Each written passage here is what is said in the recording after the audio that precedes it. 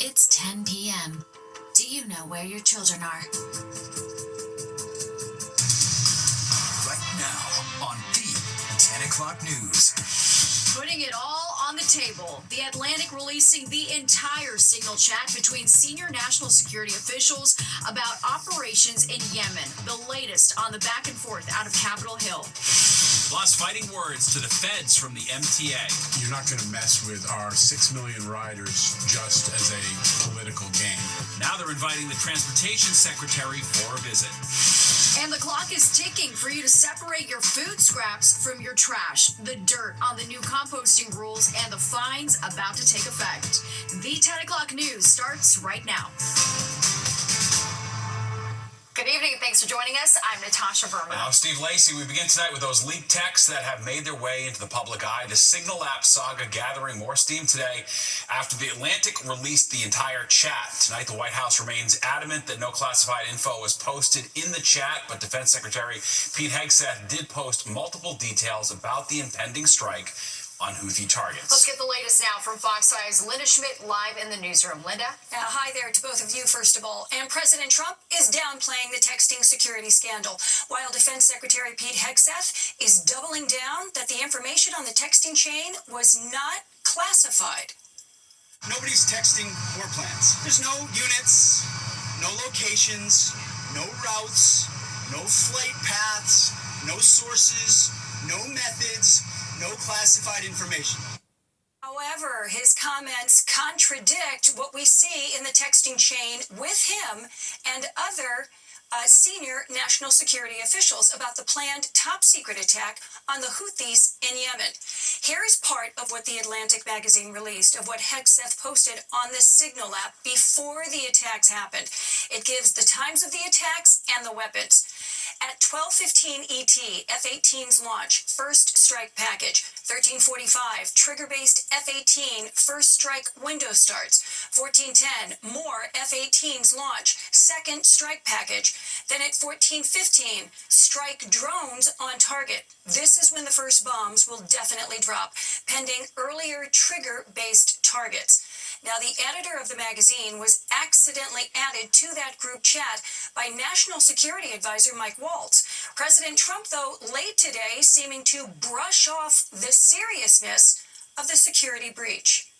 If there's any mistake or if a signal doesn't work, it could be that signal's not very good. How do you bring Hegseth into it? He had nothing to do. Look, it's all a witch hunt. The top intelligence officials who were included in the texting chat were back on Capitol Hill again today, getting grilled. Everyone here knows that the Russians or the Chinese could have gotten all of that information. And they could have passed it on to the Houthis, who easily could have repositioned weapons and altered their plans to knock down planes or sink ships. And tonight, the top Democrat and top Republican on the Senate Armed Forces Services Committee are calling for an investigation into the use of the Signal app. Natasha, back upstairs to you. Linda, thank you so much. President Trump announcing today that he's placing a 25% tariff on auto imports. The tariffs go into effect on April 3rd and apply to cars, trucks, and certain auto parts. The White House says the move will boost domestic manufacturing, but automakers with plants in the U.S. still depend on other countries for parts and finished vehicles, which means auto prices could go up and sales could decline as new factories take time to build. But if you build your car in the United States, there is no tariff. And what that means is a lot of foreign car companies, a lot of companies are going to be in great shape because they've already built their plant, but their plants are underutilized, so they'll be able to expand them inexpensively and quickly. Canadian Prime Minister Mark Carney called the tariffs a direct attack and his country and said that he needs to see the details of the executive order before taking retaliatory measures. And for latest on the tariffs, you can download the free Fox Local app where you can stream our newscast anytime. Police investigating after a 16-year-old boy was shot and killed in Jamaica, Queens. It happened around 2:30 this afternoon. Video from Citizen App shows the scene along Liberty Avenue. Police say they found the teen unconscious and unresponsive. He was later pronounced dead at the hospital. So far, no arrests. Well, they're the shocking allegations rocking a Connecticut community. A woman accused of holding her stepson against his will for more than 2 decades. And today, that stepmom going before a judge as reporters packed the courtroom. Fox 6's Sharon Crowley is here with the very latest. Sharon.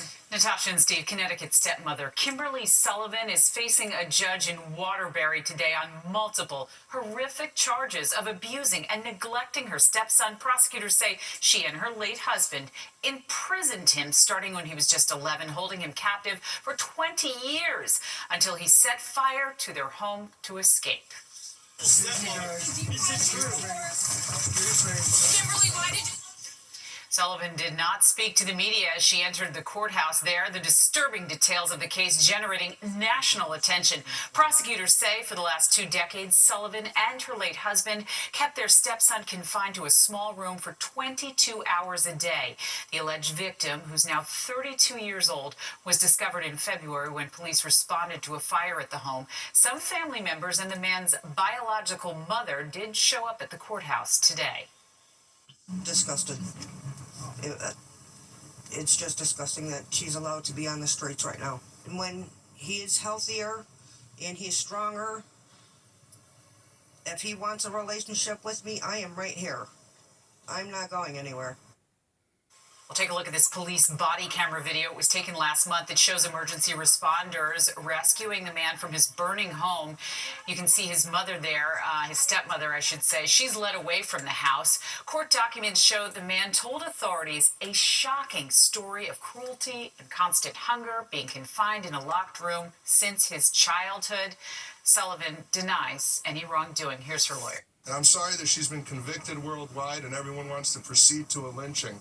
But we have a system, she has rights, the same rights that everyone else has, and we intend on protecting those rights and her having her day in court. Well, Sullivan did not enter a plea today. The judge issued a continuance until Friday.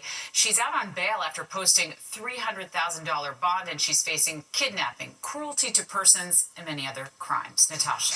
All right, Sharon, thank you. A handwritten note for alleged 6-year-old has pleaded not guilty. The funding fight between the federal government and the MTA taking center stage at a board meeting today. The Trump administration threatening to defund the MTA if congestion pricing is not put to bed. Transportation Secretary Sean Duffy posting on X, accusing the MTA of financial mismanagement. The agency now inviting Duffy to meet with them next month to discuss its budget.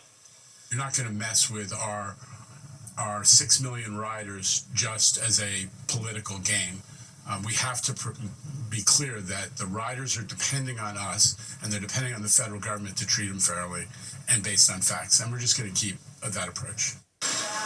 The MTA says only 17% of its annual budget comes from the federal government. All right, let's talk weather now as we take a live look outside. Beautiful shot, Statue of Liberty. Yeah, gorgeous. Yankee opening day tomorrow. Plus, we're inching closer to the weekend, which looks like it's going to be kind of warm. Chief Meteorologist Nick Gregory here now with a look at the forecast. Nick, how's it looking first, though, for tomorrow and opening day? Yeah, good day for baseball. You know, some opening days for the Yankees have not been so nice. We've had 10 inches of snow, in fact, one time, but not tomorrow. Tomorrow, you see, looks pretty good. The action gets going about 3 o'clock.